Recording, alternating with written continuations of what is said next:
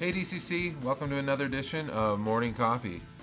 Um, I grew up a portion of my life in Iowa, and I also did a lot of this work out in Montana. But I grew up doing a lot of work out in the farm, and so there's a lot of throwing up hay, picking rock in soybean and cornfields. There's a lot of detasseling. There was a lot of riding out on those big boom trucks and spraying different weeds with Roundup, and that while it sounds like it's a lot of fun trying to use like a squirt gun to squirt stuff, you actually had to be able to identify things like buttonweed and lamb's quarters, and all kinds of different other weeds, and know them to be different than soybeans, and they don't always look too different, right? They can kind of come up and they can kind of choke out stuff. And button weeds, if you let them go too long, they kind of, that button pops and it just spreads seeds everywhere, and pretty soon you see these big button weeds sticking up in soybean fields. So we often had to dig them up. We had to stop the boom truck. Roundup wasn't going to take them out. If we saw big ones and they looked like they were going to burst, we basically had to dig them up from the roots. But it's something that I didn't look on fondly, but it was something that I kind of reminisce about a lot. I really liked working and getting out there and being around tractors and implements and doing hard work, and I don't regret it. But one of the things that struck me always is that some of those weeds would spring up and they could just do so much damage to a field, and they could affect the yield of the field, and they could do so many things. And so there's always these attempts by farmers to fight off these nasty weeds. In the end, the hard work is what normally had to happen, which is you had to get out there and you had to stink and pull them, and by hand. And so you either had a shovel and you're digging them out, or you're grabbing them with leather gloves and you're pulling them out. But they weren't always easy to identify, and so they always got mixed up. And when I think of growing up in kind of an agricultural town in a rural community, one of the things that I think about is just how easy it is to relate to some of the parables that Jesus tells. And so, like in Matthew 13, Jesus tells this story of a sower that went out. And so I want to read that in Matthew 13. We're going to pick up in verse 3, and then we'll talk about it just a little bit. But it's this idea of seeds and weeds and rocks and all kinds of stuff. So just listen. And he told them many things in parables, saying, a sower went out to sow. And as he sowed, some seeds fell along the path, and the birds came and they devoured them. Other seeds fell on rocky ground, where they did not have much soil, and immediately they sprang up, since they had no depth of soil. But when the sun rose, they were scorched, and since they had no root, they withered away. Other seeds fell among thorns, and the thorns grew up and choked them. Other seeds fell on good soil and produced grain, some 100-fold, some 60, some 30. And then he says, he who has ears, let him hear. And that's Jesus being a lot probably like your mom. Listen up, right? He who has ears, let him hear. Pay attention to what I'm saying. And so parables are interesting because they're very metaphorical. He's using something, a story about soil and seeds and growth, to talk about how the gospel takes root in our life and God's word. And so I want to talk about that a little bit, because there's a couple things that I think about having grown up in a rural community when I see this. The one is I very much relate to the fact that where we would often plant had its challenges, right? Sometimes you had really dark, just in Iowa, there's just dark, black, rich dirt. But what also came about is when we dissed in the beginning of the year, we'd always turn up rocks. And it never ceased to amaze me. If you ever driven through Iowa or any like rural community like Nebraska or anywhere in the Midwest, you'll see like these fields that are outlined with these big, huge rock walls. And you probably might have thought, man, that was a lot of work, and why do they have rock wall? Well, those rock walls are just where we stack rock because we have to pick it. And it's not convenient to haul it off somewhere, and so we just sit there and pile up rock along the edge of the field so we can get it out of the field. But it never ceased to amaze me that the same field that we would disc the year before, and I felt like I picked like 10,000 rocks out of that thing, the next year would have 10,000 more rocks, and it just like never stopped. But we had to do that because we had to make sure that, besides harming the implement and the planter and different things like that, we also needed to get rid of the rocks because they just could affect growth.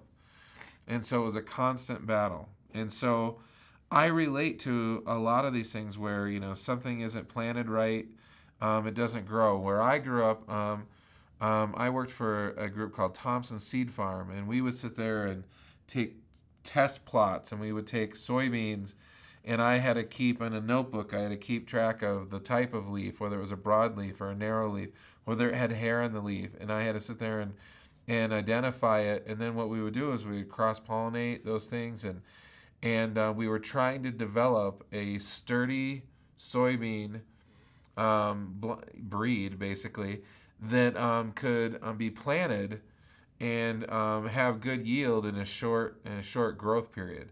And the reason why you want to do that was because a lot of times frost would come in, and so it'd be unexpected. You'd already have your crops in the ground, and then frost came in, and frost just kills everything. And so if you lost, a huge part of growing season, and then if you disc under and try to replant, you may not have enough time, right? So we were always trying to create seeds that would plant after you had a frost and you had a blight, and then we would disc under and we would replant, but they had a shorter growing period, and so then you could still end up with a good yield. And so the farmer wasn't out tons and tons and tons and tons of money and could still make a go of it. And so that's what we were chasing after. But Jesus here is relating this to the gospel and how it takes root in our hearts. And he's basically saying that sometimes, a person goes out and they share the gospel, or they hear it at church, or, a number of people. And, just think, in your lifetime, you probably heard a little bit about Jesus in a number of places. And it wasn't just one person or one message or one thing. Sometimes it is, but it's not always just one person's involvement that turned you to Jesus, right? It took a whole bunch of people in your life to make an impact enough for you to accept him. And so sometimes when people give us the gospel message, the seeds fall, on really crappy soil, right? They just don't hear. And I liken that to me right after high school graduation. When I graduated from high school, I'd grown up a pastor's kid. I didn't have a high opinion of church. I had a lot of church wounding, and I didn't like church people. I thought they were legalists. I thought they were hypocrites. I thought they were always out to shake their finger at me and tell me what I was doing wrong. And so when I left high school, I went to college, I didn't really have a whole lot of bearings that kept me on the straight and narrow. And so in that sense, all of the people who had shared with me the gospel and did that, it just kind of, the bird snatched it away, right? It quickly departed. It didn't really sink in. I didn't want any part of it. I didn't buy it. And for whatever reason, it just didn't take root. And then you go through the rest of the parallel, and some falls on rocky ground where you didn't have much soil, and so there's this quick growth, right? But then because the roots don't go deep, the sun comes out, scorches it, and kills it, right? And that's often true with people that we try to reach here at DCC, right? We'll see an initial commitment, maybe even initial excitement and passion about following Christ, but then as that commitment needs to continue, they have a harder and harder time with it, and eventually they just kind of stop. And so there's this initial growth, and it looks awesome, but then they just didn't remain, faithful. They didn't stick with it, and so it just withers up, right? What little they had gets withered up. And then the other thing is the seeds that fell among the thorns. And I don't pretend to know exactly where Jesus was going with all of these parables, but I always think when I hear that of the fact that, sometimes we're reaching people who are very broken and they're surrounded by broken people. And so while they're trying to take root and have a life in Jesus, they're surrounded. We have tons of people that we've reached in weekend services and Thursday night small groups and all kinds of stuff who struggle with things like addiction. And their lifestyle or their culture or the people that they live near are still into addiction, and they're still taking drugs, and they're still abusing drugs. And so for some people, they want to change and they want to have a commitment, but it is so hard. And so, what we try to do is try to help people get out of that mess, so we can kind of keep those thorns or those influences away from them. And they've got to be committed to kind of keeping around people who aren't going to bring them down that path again. But when those thorns are present, right, it can choke out what little faith there was, because you just kind of give up and you just fall back into the addiction, you fall back into that lifestyle. And there you go. And it doesn't have to be addiction, right? It could just simply be that you had a life of just thinking about yourself, not really thinking about anybody else. You weren't a churchgoer. You didn't really have anything going on in your life that anyone would say showed the love of Jesus.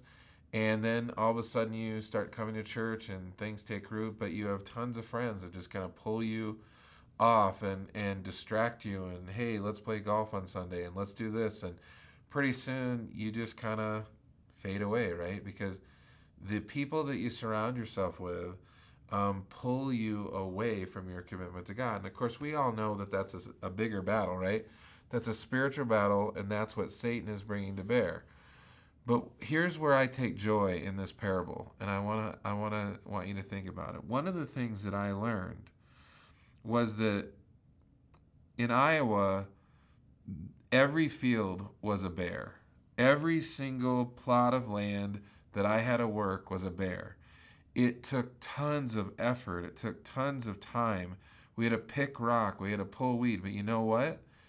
When we were willing to put in the time and we were willing to get out there and do the work, we saw great yield. We had great years where we had tons of corn production, we had tons of soybean production, and the farmers did wonderful.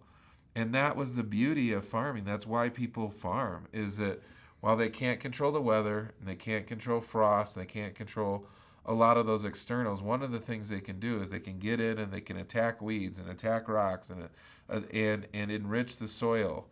And, they can make sure that they're leaving fields idle for a few years so that the nutrients replenish and they're not just killing that soil, and they're fighting erosion, they're doing all these things. But the beauty of that for you and I in our spiritual life, right, is that while these seeds that we're throwing at DCC, the times where you're sharing your faith with other people, the times where you're bringing or inviting somebody and they're hearing it from Greg, or they're hearing it from another speaker, or they're in a small group, or they come on a Thursday night, or they do something and they start hearing about this thing called grace and forgiveness and this new life in Jesus, right? One of the most beautiful things about this parable that gives me such great hope is that while all those things are true, it can fall on bad soil, it can be attacked by thorns, all those things. You and I, as workers in the field, can go out there and we can help battle against those things, and we can see things take deeper root, right? We can make sure that those seeds get watered. We can make sure that we can help them try to remove some of the thorns from their life and remove some of the influence of their life. We can step in and be a positive influence and an encouragement to people. And so there's this real beauty that I see about the church and about DCC, and that is we need to be all about rescue and grabbing people, where they are and where they're at, and then helping them just take baby steps. But we're there along the way so that we can combat against what the enemy is going to bring. The enemy is always going to bring an onslaught of thorns and shallow ground and rocky soil and all kinds of stuff because he doesn't want faith to take root. But you and I have a really unique opportunity to come alongside men and women and do life with them and encourage them and help them in their faith. And so I hope that today and this week and this year, you really try to look for opportunities where you see that maybe a seed has fallen on some shallow soil. Maybe it's amongst some thorns, but you can do something about it, and you can encourage somebody, and you can get involved in their life and love them and watch growth happen. Okay? Have a good day.